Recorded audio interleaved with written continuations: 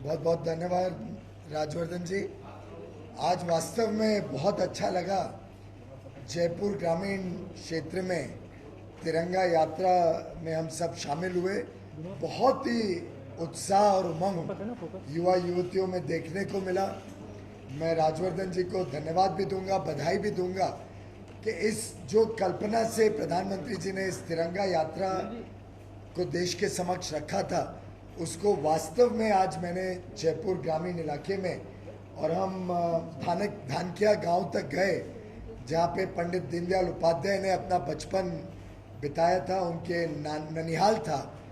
और मैं समझता हूँ पूरा देश राजस्थान के लिए कृतज्ञ रहेगा कि उन्होंने पंडित दीनदयाल उपाध्याय जी, जिनका जन्म शताब्दी 100 वर्ष हम इस वर्ष मनाने जा रहे हैं, और जिनके दिए हुए एकात्म मानववाद और अंत्योदय के संदेश को हम अपने काम में, अपने कार्य में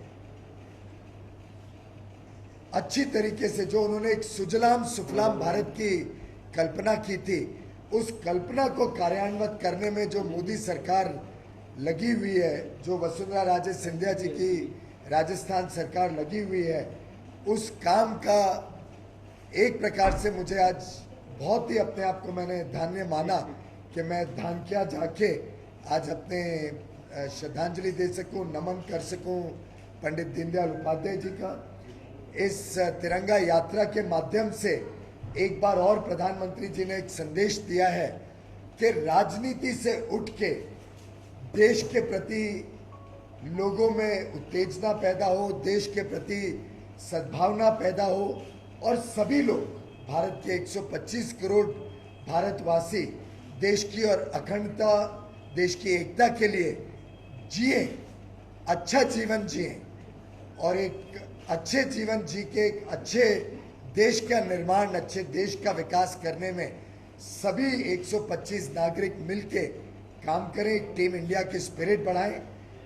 जैसा उन्होंने इस वर्ष नहीं, पिछले वर्ष कहा था, जब हर एक व्यक्ति एक कदम आगे बढ़ता है तो भारत देश 125 कदम आगे बढ़ता है, 125 करोड़ कदम आगे बढ़ता है।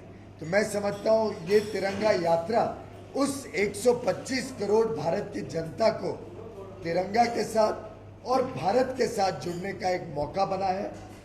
साथ ही साथ हमने इस यात्रा के दौरान जो पूर्व सैनिक हैं, जो एक्स सर्विसमैन हैं, उनको जो 1 रैंक 1 पेंशन OROP के माध्यम से, जो उनकी कई वर्षों की डिमांड थी, लेकिन कई वर्षों से सरकारों ने उम्मीदें तो जगाई, घोषणाएं तो की, लेकिन वास्तव में कभी कार्यान्वित नहीं किया था। वो 1 रैंक 1 पेंशन को प्रधानमंत्री मोदी जी के नेतृत्व में इस सरकार ने कार्यान्वित किया है। उसके लिए बजट में 7.25-8 हजार करोड़ का प्रावधान किया गया है, और पहली बार देश के सभी एक्स सर्विसमैन को इसका लाभ मिलेगा। उसका जो हर्ष है, उसका जो उल्लास है, उसका जो हमें देखने को मिला पूर्व सैनिकों द्वारा, उसका भी एक प्रकार से ये देश को संदेश है कि ये देश सर्विसमैन के प्रति, आर्मी, नेवी, एयरफोर्स, इन सभी सर्विसेज में जो अपने जीवन को बाजी लगा के, अपने जान को बौछावर करके भी इस देश का एकता, अखंडता और स्वाधीनता को सुरक्षित रखते हैं, उसके प्रति ये 125 करोड़ लोगों का देश सदैव कृतज्ञ रहेगा। ये मैसेज भी हमने तिरंगा यात्रा से देश के समक्ष रखा है। मैं बधाई दूंगा जयपुर और राजस्थान के सभी नौजवानों को, जिन्होंने इस यात्रा में बहुत ही उत्साह के साथ भाग लिया, और बधाई दूंगा कि प्रधानमंत्री श्री मोदी जी को कि उन्होंने इस देशभक्ति को, जो पूरे देश भर में एक और मौका दिया देशभक्ति के साथ जनता को जुड़ने का। ये तिरंगा यात्रा आज बहुत ही सफल हुई है जयपुर में, और मुझे पूरा विश्वास है देश भर में इसी प्रकार से सफल रहेगी। इसी के अवसर पे केंद्र सरकार ने जो अलग अलग योजनाएं निकाली हैं, उसका आज़ादी के 70वें वर्ष को जन कल्याण के लिए किए गए मोदी सरकार के प्रमुख 70 कदम, उसके ऊपर एक किताब निकली है। उस किताब में अलग अलग वर्गों के लिए, गरीबों के लिए, किसानों के लिए, युवाओं के लिए, रोजगार के लिए, कोई विशिष्ट वर्गों के लिए, प्रवासी भारतीयों के लिए, अलग अलग प्रकार से जो हमने योजनाएं पिछले 2-2.25 वर्षों में विशेष अभियान चलाए हैं, योजनाएं देश के समक्ष रखे हैं सुशासन के लिए, इन सब को इस किताब में कैप्चर किया गया है। ये किताब भी अब वेबसाइट पे भी है और देश भर में लोगों को दी जाएगी। बहुत बहुत धन्यवाद। 5 मिनट है, 5-6 मिनट अगर कोई सवाल पूछना चाहे तो आप पूछ सकते हैं। विपक्ष का ये सवाल है कि अभी तिरंगा यात्रा बढ़ाने की जरूरत क्या पड़ रही थी? क्या ये गैर जरूरी है या मूल मुद्दों से ध्यान भटकाने? मुझे लगता है कि बहुत दुर्भाग्य की स्थिति है कि कुछ लोगों को हर एक चीज में कोई विकृत तरीके से ही सोचने की आदत पड़ गई है। मैं समझता हूँ ये देश अपने आप में बहुत सक्षम है, लेकिन देशभक्ति पुनः जागृत होती रहे, वो हम सबके लिए लाभदायक है। क्या किसी को भी कोई आपत्ति हो सकती है तिरंगा यात्रा लेके अगर युवा युवतियों में देशभक्ति की भावना एक बार और ओतप्रोत हो जाए?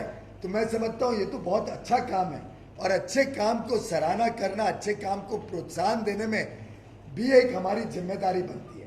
और मैं समझता हूँ कि मैं भी एक विद्यार्थी रहा, विद्यार्थी जीवन में इतिहास पढ़ते थे, इतिहास पढ़ के बहुत ही आनंद आता था कि भारत के इतिहास में कितनी अच्छी अच्छी गाथाएं हैं।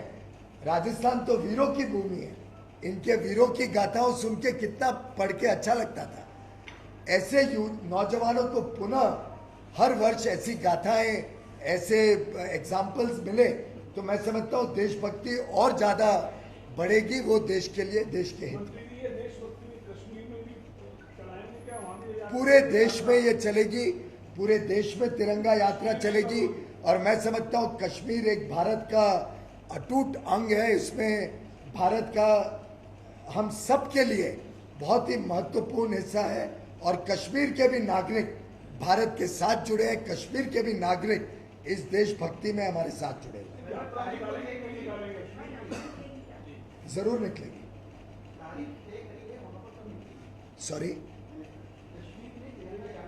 वो अलग अलग राज्य अपने आप तय कर रहे हैं। आप एक बात समझिए, ये 150 जो स्थान है ये ऐसे स्थान चिन्हित करे गए हैं जहां पर या तो स्वतंत्रता संग्राम के समय कोई व्यक्ति वहां व्यक्ति विशेष की यादगार में, या फिर कोई वहां पे इमारत या कोई मॉन्यूमेंट ऐसा है। ऐसे 150 हैं।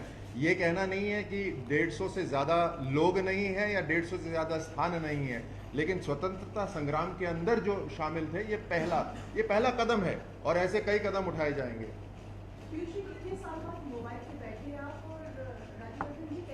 मैं आई मस्ट थैंक, मैं धन्यवाद दूंगा मेरे मित्र राजवर्धन जी को। वास्तव में बहुत साल तो नहीं, मैं लास्ट बैठा था नितिन गडकरी जी के साथ नागपुर में जब हम कैंपेनिंग कर रहे थे 2014 में। तो जो आखिरी दिन था कैंपेनिंग का, उसमें रात को नितिन गडकरी जी के साथ वो चला रहे थे, मैं पीछे बैठ के हम गए थे उनके क्षेत्र में। पर इतनी लंबी यात्रा तो मैंने शायद बचपन में की होगी, उसके बाद पहली बार की। और जब इतनी नजदीक मोटरसाइकिलें और चारों तरफ से मोटरसाइकिल, और जो उत्साह था, जो तिरंगा फहराने का जो मजा था, जो युवा युवतियों में जो जोश था, उस जोश को देख के आज मैं वास्तव में बहुत ही प्रसन्न हूँ। मुझे बहुत ही अच्छा लगा। और मोटरसाइकिल पे लोग सेल्फी लेना चाहते थे पीयूष जी के साथ, तो सबसे बड़ी समस्या यह थी कि मोटरसाइकिल में बैठे बैठे सब सेल्फी ले रहे थे। जो साफा पहना जाता है, पगड़ी अलाउड है कानून में, पगड़ी के साथ कोई चलाता है तो मोटरसाइकिल अलाउड है। मैं समझता हूँ आप सब वो जानते होंगे।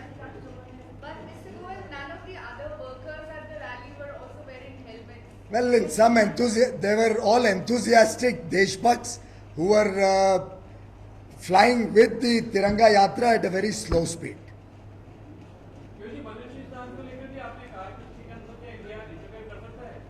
प्रधानमंत्री जी ने उसके ऊपर कल अपना वक्तव्य दे ही दिया है 15 अगस्त के भाषण में, और धन्यवाद किया है बलूचिस्तान के लोगों का जिन्होंने प्रधानमंत्री जी के साथ संपर्क भी किया। प्रधानमंत्री जी का धन्यवाद किया, उनको उत्साह भी दिया कि भारत एक अच्छा पड़ोसी है। भारत अपनी जिम्मेदारियों को अच्छी तरीके से समझता है। लोगों के संपर्क में है क्या वहाँ? वो जानकारी मुझे नहीं है, सर पीएम जाएंगे क्या सर पीओके का वहाँ? वो आपको प्रधानमंत्री को पूछना पड़ेगा। आप तो सरकार में सदस्य तो बात कर रही है, लेकिन गौशाला वाले मामले में अभी तक विपक्ष का भी आरोप करना हो रहा है। हाईकोर्ट फटकार लगा दी है। क्या आप यहाँ की राज्य सरकार से बात करेंगे? क्योंकि प्रधानमंत्री जी ने भी बोला कि 80% दो से ईमानदार नहीं है। देखिए, कानून अपना काम कर रही है। कानून के हिसाब से जो कदम उठाने चाहिए गौ रक्षा के लिए वो राज्य सरकारें उठाती हैं, उठाने में सक्षम है। प्रधानमंत्री जी का जो इशारा था वो उन व्यक्तियों पे था जो कानून को अपने हाथ में लेके गौ रक्षा के नाम पे गलत काम करते हैं। ऐसा नहीं है कि उन्होंने कोई गौ रक्षा ना हो इसके बारे में कुछ कहा। उन्होंने कहा जो गौ रक्षक कानून अपने हाथ में लेके और गलत काम करते हैं उनको रोका जाए। तो बढ़िया क्या रहेगा उनके लिए? उन्हीं को पूछना पड़ेगा आपको। Thank you. चलिए, बहुत बहुत धन्यवाद। Thank you. अरे